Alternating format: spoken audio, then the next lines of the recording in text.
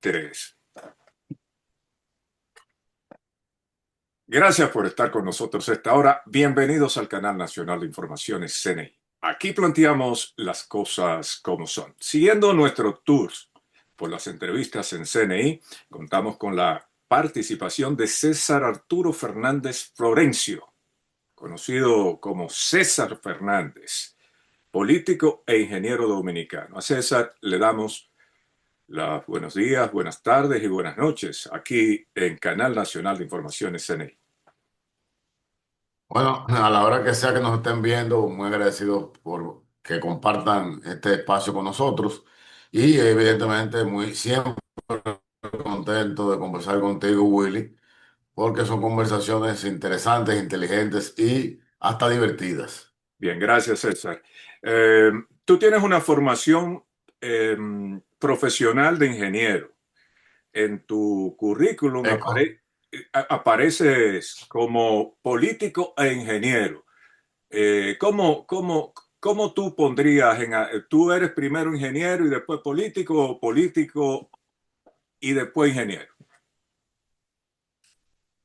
Bueno, evidentemente mi formación académica fue de ingeniero civil aquí en el Instituto Tecnológico de Santo Domingo. Luego hice varios posgrados y maestrías en temas relacionados con la ingeniería, pero inmediatamente me fui adentrando en la política a partir del 97, 98, por ahí. Comencé ya a especializarme en política. Hice mi primera maestría en Administración de Políticas Públicas, en una combinación del Ministerio de Administración Pública de la República Dominicana y de la Universidad Carlos III de Madrid. Luego he estado en tres prestigiosas academias, que es una combinación de ingeniería, desarrollo de infraestructura orientado a la administración pública. Y tuvimos nuestra primera experiencia en la escuela Kennedy para administración pública de la Universidad de Harvard. Luego en la escuela de negocios de la Universidad de Oxford. Y finalmente, la más reciente, el año pasado, un diplomado en eh, financiamiento de infraestructuras para el desarrollo en la Universidad de Columbia, en la ciudad de Nueva York, el estado de Nueva York realmente. Oh, Entonces yo pienso que hay como un híbrido entre política ingeniería, pero siempre trato de tener un perfil más técnico. Opino en la política, en las cosas que entiendo que debo opinar. He aprendido mucho y seguiré aprendiendo, pero trato de orientarme más a que se me vea como un técnico dentro de un partido político. bien, perfecto. Según tu currículum, actualmente tú tienes proyectos privados. ¿Cómo tú te repartes? Tú también estás en la Fundación Global, en esa área de ingeniería, Es correcto. pero ¿cómo tú repartes tu tiempo? Porque yo te veo en todos los lados, en términos políticos, has descuidado mucho tu actividad privada. La planificación es interesante. Tú sencillamente, yo planifico prácticamente mi semana completa, desde levantarme, ir al gimnasio, ir a caminar al mirador, tener reuniones en el partido, ir a mi oficina a despachar temas de la oficina, es decir, elijo dedicarle a los compañeros que quieren conversar con uno, escucharlos. Y a veces le doy, por ejemplo, el jueves, de 11 de la mañana a 3 de la tarde. Eso sí, el tiempo le saco el mayor beneficio porque cada 15 20 minutos veo a un compañero, luego el otro compañero, uno detrás del otro. Y las reuniones del partido, evidentemente, son muy puntuales. Y luego utilizar esta herramienta como comunicaciones digitales para hacer reuniones también. Son muy efectivas. No todo tiene que ser presencial. Ya la pandemia nos enseñó a usar mucho la virtualidad y saco tiempo hasta para ir a jugar golf por lo menos una vez a la semana. Es decir, que se puede hacer de todo de manera prudente, planificado y organizado. Bien, saco tiempo para comer con mi mamá, para ver a mis hijos. Es decir, que uno hace de todo un poco. bien. Tú eres actualmente secretario de propaganda de Fuerza del Pueblo y Es correcto. en tu currículum está cercano colaborador de Leonel Fernández. ¿Qué tan cercano a Leonel Fernández eres tú, César? Bueno, yo no sé quién puso eso en mi currículum, porque no sé si eso fue inteligencia artificial que lo hizo. Pero bueno, yo tengo vamos a decir, la honra de trabajar directamente con el presidente Leonel Fernández y soy de los pocos que estoy como en el 360.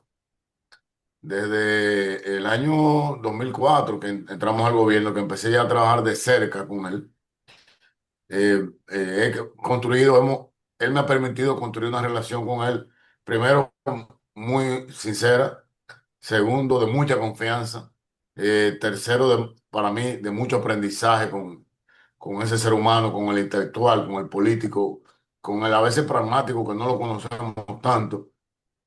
Y entonces, por ejemplo, yo en la Fundación Global dirijo el Centro de Estudios de Infraestructura, que es uno de los que es el centro que ha creado RD 2044, que es una visión del presidente Leonel Fernández. Pero en la Fundación Global también soy que me encargo de la infraestructura física de la institución. Es decir, ahora mismo estamos construyendo aulas universitarias, estamos haciendo un edificio de 10 niveles. Esa es nuestra responsabilidad, pero también los temas personales de él, cuando va a algún tipo de conferencia internacional, eh, quien se encarga del montaje de la besamos. Luego entonces te vas a lo personal. Por ejemplo, cuando murió su madre, nos encargamos de parte de los temas del sepelio. Ahora murió recientemente su tía también. Cuando hay un cumpleaños, uno está ahí como siempre tratando de ayudar. Luego entonces te vas al partido y en el partido eh, somos el secretario de propaganda, estamos en la dirección política y recientemente, no se ha hecho público todavía, lo voy a dar de primicia aquí en tu programa. La dirección política nos acaba de elegir como vicesecretario general del partido, en adición al secretario de propaganda. Tú sabes que en los estatutos recién modificados de la Fuerza del Pueblo, se estableció que deben haber cuatro vicesecretarios generales para apoyar a la Secretaría General. Y hay un vicesecretario en los Estados Unidos, hay una vicesecretaria administrativa y financiera, que es la compañera Ruth Méndez, un vicesecretario general, que es Francisco Luciano, y un vicesecretario general orgánico, que es un servidor. Entonces ahí te digo, completamos el 360. También hay proyectos especiales que el presidente tiene que nos da participación. Es decir, estamos, quizás por eso el currículum dice eso, es que estamos como en cada actividad diaria del presidente, académica, privada, política, tenemos algún tipo de participación. Yo diría que por eso. Bueno, no se equivocan. Sí. Eso es ser un estrecho colaborador del líder de tu partido.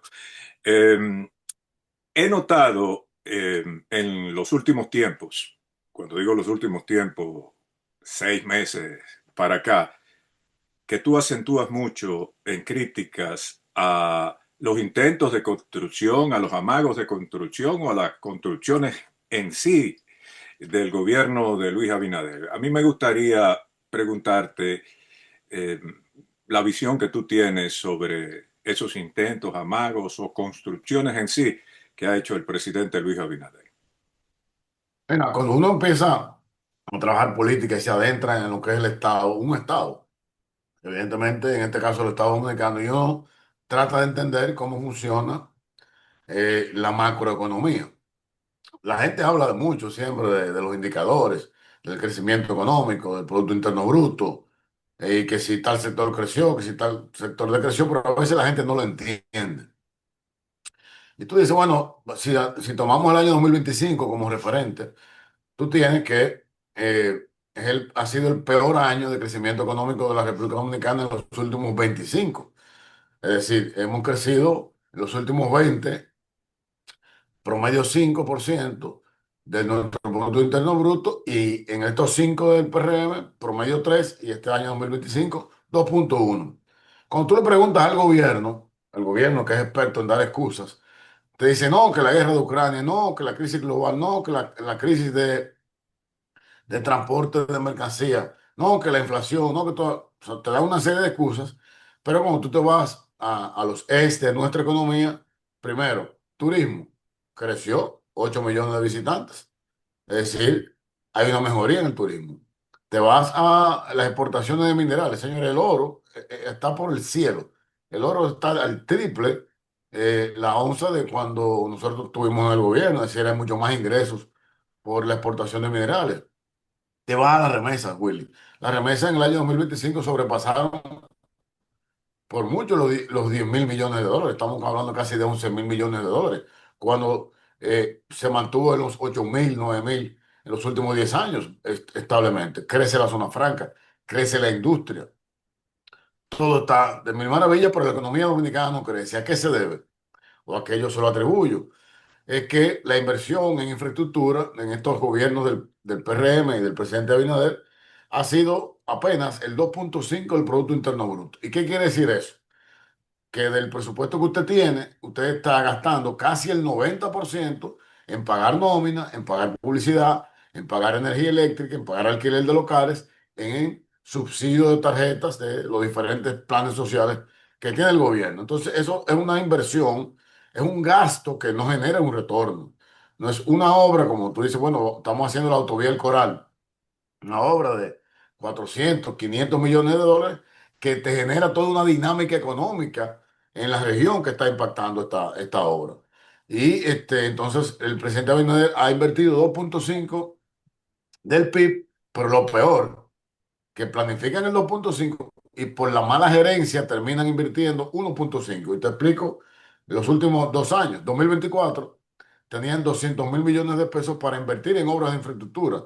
Cierran el año y se pierden 25.000 millones porque no pudieron ejecutarlo. Tú dirás, bueno, pero quizás en el 2025 la gente aprende y mejora luego de 4 años de gobierno. No, peor. En el 2025, que acaba de finalizar, concluyen con dejar de invertir, es decir, un dinero que estaba en el presupuesto, obras consignadas, obras en ejecución, dejaron de invertir, de pagarle a los contratistas 42.000 millones de pesos. Eso es una ejecución terrible. Entonces, ya que tienes, primero, un criterio errado de lo que es una obra de infraestructura, que no es, la obra per se tiene un valor social, tiene un valor político, pero el valor económico de la obra es mucho más importante. Ya que no lo entiendes y reduces eso en tu presupuesto, entonces cuando lo vas a hacer, haces las obras incorrectas, porque debes hacer las obras que necesita el país. Nosotros en la Fundación Global, encabezado por el presidente Fernández, nos tomamos 4 años, Willy.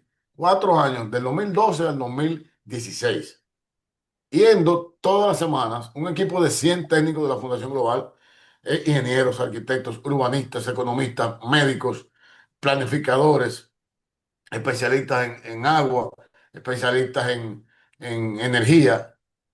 Recorrimos los 157 municipios haciendo un análisis exhaustivo de qué obras necesitaba el país. Y eso hicimos una planificación a 30 años, por provincia, por municipio, por distrito municipal. ¿Para qué? Para que cuando alguien llegue al gobierno, no tiene que ser Leonel. Aquí de una vez lo politizaron y dijeron que Leonel quería ser presidente hasta el 44. Digo yo, bueno, ojalá el país que fuera así.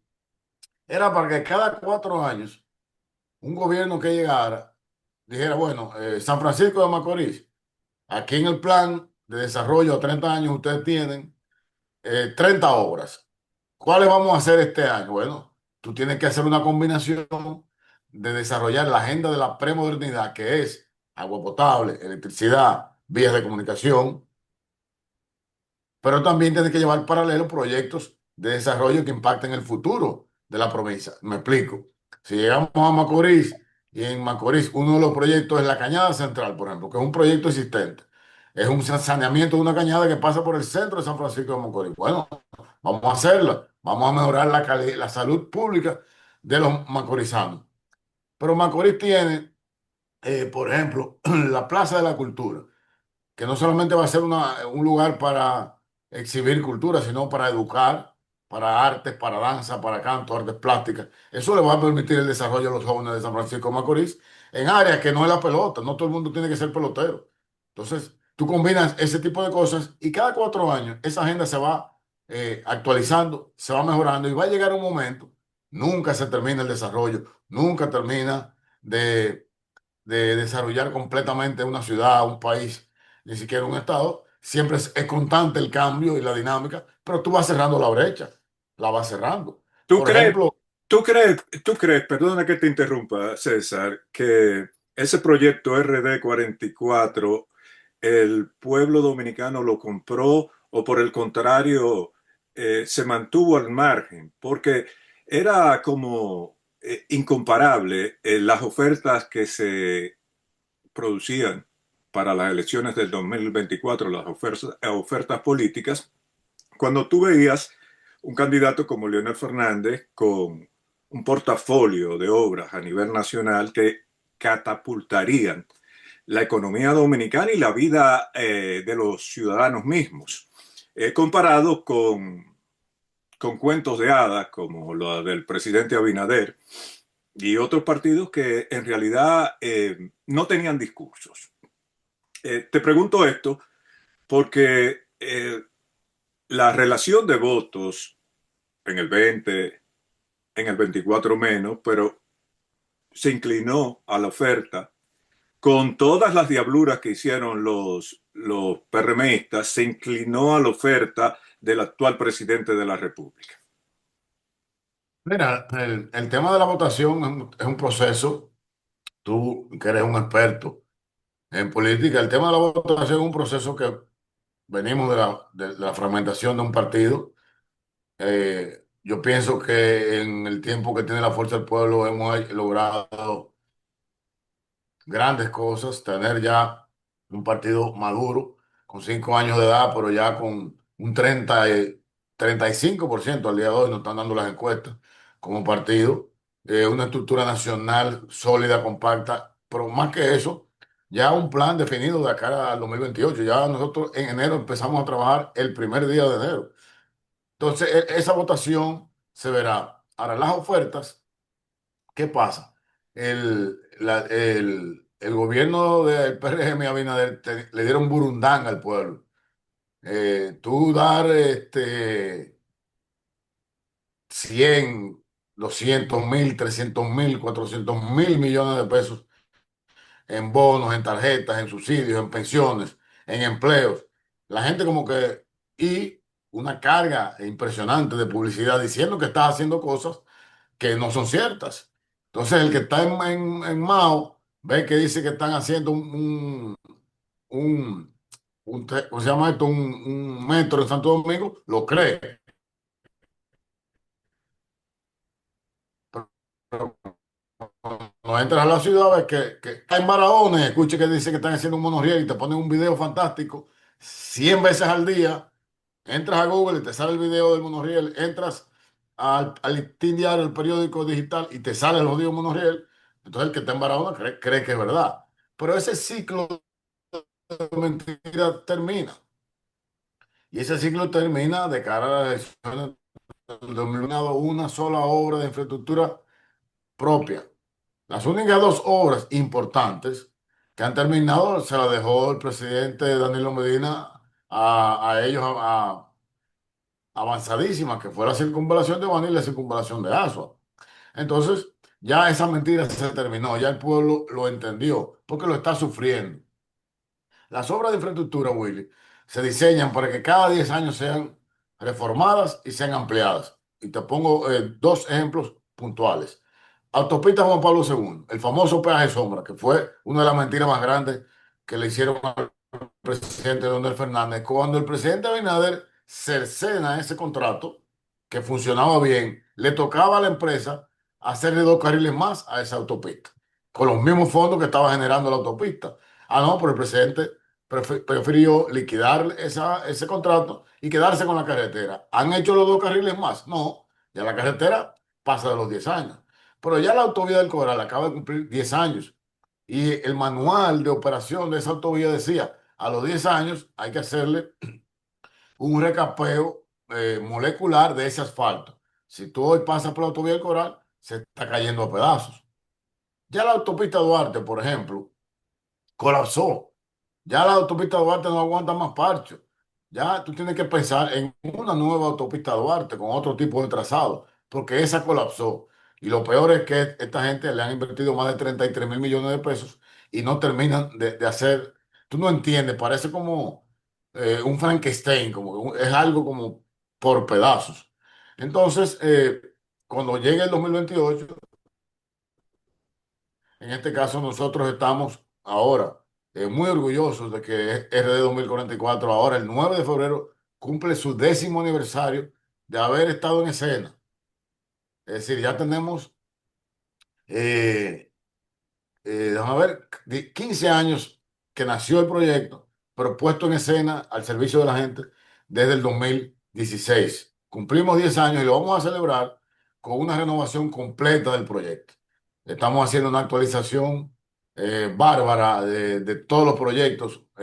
Estamos haciendo una nueva página web, inclusive una app para celulares, donde tú podrás decir, en esta hora falta o agréguenle esto a tal obra que está en el proyecto. Bien interesante. Y de acuerdo a las posibilidades económicas que tenga el gobierno del 2028, entonces presentaremos un plan de infraestructura totalmente económicamente viable, políticamente también viable y sobre todo para estos tiempos medioambientalmente sostenible, que es clave en el desarrollo de obras en estos tiempos. Y tú no temes que RD 44 se vea afectada por lo osado del presidente Abinader con la toma de préstamos nacionales e internacionales, nacionales garantizados en dólares e internacionales, a todo el que le preste. Básicamente, esos préstamos internacionales están centrados en bonos soberanos. Más del 70% de, de los bonos tomados internacionalmente pues son de factura eh, de bonos soberanos. Entonces, el Ministerio de Hacienda, bajo el ministro Hochi, ¿cómo se llama? Hochi Vicente, pues había estipulado que para el cierre del 2028 el país iba a deber 98.000 millones de dólares en deuda pública, las dos deudas fundidas, tanto financiera como no. Ante ese panorama, ustedes ganan las elecciones en el 2028. RD 2044 se vería afectada o se vería reflexionando de dónde vamos a sacar esos recursos. ¿Sabes cómo te comenté? Nos hemos especializado en el aspecto financiero del desarrollo de obras de infraestructura para los gobiernos. Eso estudiamos en Harvard, estudiamos 30 casos reales de alianza público-privada en temas de trenes, en temas de vías, en temas de puertos, en temas de aeropuertos, es decir, 30 casos puntuales en donde se combina el sector privado con el sector público. ¿Por qué en la República Dominicana no se logró como ha dicho recientemente el ingeniero Manuel Estrella, una sola alianza público-privada?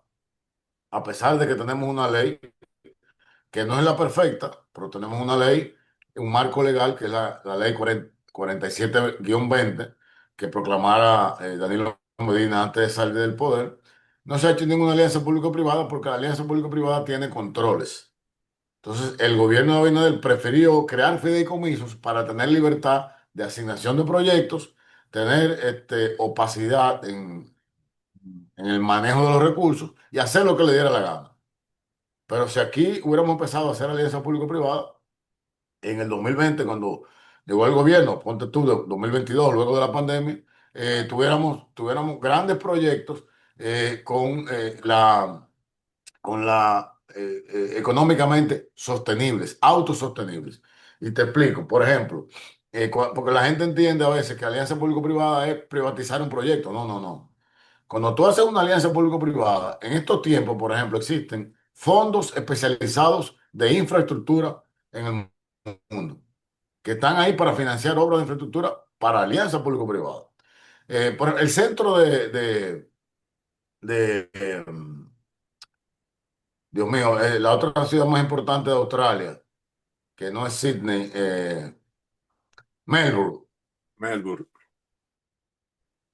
El centro de Melbourne es un túnel elevado. Eso se hizo mediante alianza público-privada, se cobra un peaje y listo. Eh, en 25 o 30 años el proyecto se paga. El gobierno no tiene que invertir un centavo. ¿Pero qué ganó el gobierno? La carretera sí ganó el sistema vial, pero además ganó la transferencia de tecnología, de capacidad y de experiencia de las empresas, porque esos fondos no ponen su dinero en manos de cualquiera para hacer una obra. Si es un tren que vamos a hacer, ellos dicen, bueno, vamos a hacer un tren Santiago-Santo Domingo, 135 kilómetros, cuesta 1.800 millones de dólares. Muy bien, vamos a hacer el tren, pero yo no voy a poner ahí un loco viejo a inventar hacer ese tren. Yo voy a buscar el que tiene más experiencia en hacer el tren que quiera participar. Entonces tú combinas ese fondo con esa empresa que tiene la capacidad y la experiencia y que te va a operar ese tren por 30 años. A los 30 años el tren es de los dominicanos. ¿No entiendes? Entonces ese tipo de ingeniería financiera para proyectos, nosotros en la Fuerza del Pueblo lo hemos estudiado y tenemos otras cosas que no la podemos revelar porque van a ser de mucho impacto cuando una vez estemos en el gobierno y te aseguro que si el presidente Fernández en el 2004, con la crisis bancaria más grande que ha tenido República Dominicana, más de 5 bancos importantes quebraron. En ese momento, ahí logramos hacer la primera línea de metro con recursos propios. Luego, en el 2007, 2008, cuando viene la crisis global inmobiliaria, quiebra Lehman Brothers, quiebran en Europa, más de 30 bancos hipotecarios quebraron en Europa. No, y en Estados Y Unidos quebraron centenares entre pequeños, medianos y grandes. De hecho, exacto, y en esa crisis, los grandes bancos en Estados Unidos no quebraron porque eran, según Obama, demasiado grandes para quebrar. así es, y en esa crisis, entonces el presidente Fernández te desarrolla la línea 2 del metro, te desarrolla el túnel de la Ortega Gasset, los elevados de la 27, los elevados de la autopista Duarte, te hace la carretera Azua San Juan, te hace la carretera San Juan Barahona, te hace la autovía del Coral, te hace el bulevar turístico del Atlántico, te hace el bulevar de Punta Cana. Es decir, invertir en obras es lo que pone la economía a volar siempre. Ok, César, Entonces, si ya lo hizo, lo haremos en el 28, te lo aseguro. tú has sido crítico acérrimo a la construcción del monorriel en las condiciones que se están haciendo ahora. Explícame por qué. Mira, una obra que se concibe para transportar pasajeros de manera masiva tiene que tener varios factores a su favor. El primero debe ser económicamente viable. Cuando el gobierno del PRM dice que toma la decisión entre tres tipos de sistemas. Ellos evaluaron cinco, pero quedaron tres finalistas. Los tres finalistas fueron un metro, como el metro de Santo Domingo, un tren de cercanías, como lo que tienes ahí en Alemania, en Europa, que son los trenes que viajan entre las ciudades. Sí. Y en tercer lugar quedó el monorriel como la opción menos adecuada para ese tramo de la 27 de febrero con Máximo Gómez hasta el puente Juan Carlos. Y ellos ahí le ponen el valor económico, dicen que el metro costaría 1.250 millones de dólares, el tren de cercanías 1.200 y el monorriel 860 millones de dólares. Y por eso deciden el monorriel. Ellos dicen que económicamente el proyecto más viable es el monorriel. Hasta ahí vamos bien, perfecto. Como dijimos anteriormente, el sistema de transporte masivo, ¿qué es? Transportar gente de manera masiva, rápida, segura y segura. Cuando tú analizas esa línea, que era la línea 3A original del metro, de la 27 de febrero con Máximo Gómez hasta el puente Juan Carlos, tiene una demanda al día de hoy de 20.000 pasajeros por hora por dirección. El metro, si colocas un metro, el metro te transportaría 22.000, tendría capacidad de 22.000 pasajeros por hora por dirección, con capacidad de expandirse en el tiempo hasta 40.000 pasajeros por hora por dirección. El monorriel, empezando al día de hoy, si tuviera 100 pasajeros por hora por dirección. ¿Qué te dice eso? Perdón, 12.500. ¿Qué te dice eso? Que 7.500 pasajeros se quedan. La segunda cualidad que tiene que tener, que es mover la gente, no te lo hace. O sea, te voy a pedir que le des a ChatGPT y le preguntes si existe en el mundo alguna norma de seguridad para monorrieles, y ChatGPT te va a decir que no existe. Lo que se hace es que se toman normas de metros, normas de trenes y se adaptan al monorriel. Eso es una barbaridad. Eso es lo mismo que tú vayas a operarte del corazón y vayas donde un neumólogo y que te opere uno que sabe de pulmón pero no sabe de corazón, pero lo que te vas a operar es el corazón. Es decir, es un crimen. ¿Por qué? ¿Tú sabes a qué altura va el monorriel? A 15 metros de altura. Nos ¿Cómo quedan tú te tres, desmontas de ahí? nos quedan 3 minutos. Resúmeme el, Entonces, el, el, el- espérate, el tramo. finalmente, medioambientalmente, no, tú vas a llenar de hormigón lo que es Gascue, lo que va a pasar por el Palacio Presidencial lleno de hormigón, va a ser un desastre medioambiental. Es decir, no cumple, pero cuando te vas a la realidad del costo, es mentira que es más barato. El monorriel de Santiago está costando 86 millones de dólares el kilómetro. Y el metro que está haciendo el mismo PRM de los Alcarrizos está costando 69 millones de dólares el kilómetro. Es decir, 17 millones de dólares más caro el monorriel que el metro. Y el monorriel de Santiago, que es el ejemplo que tenemos, no está terminado.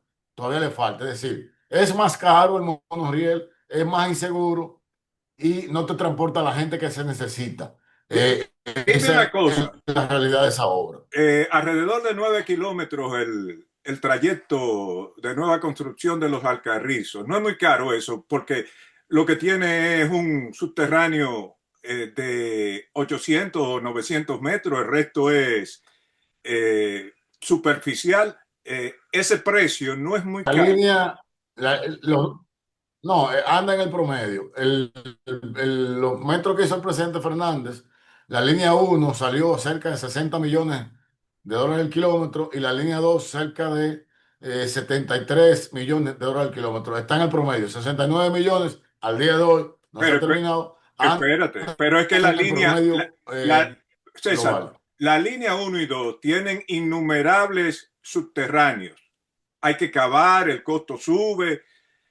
No es lo mismo tú, y eso yo no te lo tengo que decir a ti, construir sobre la superficie que tener que construir gran parte de la construcción soterradamente.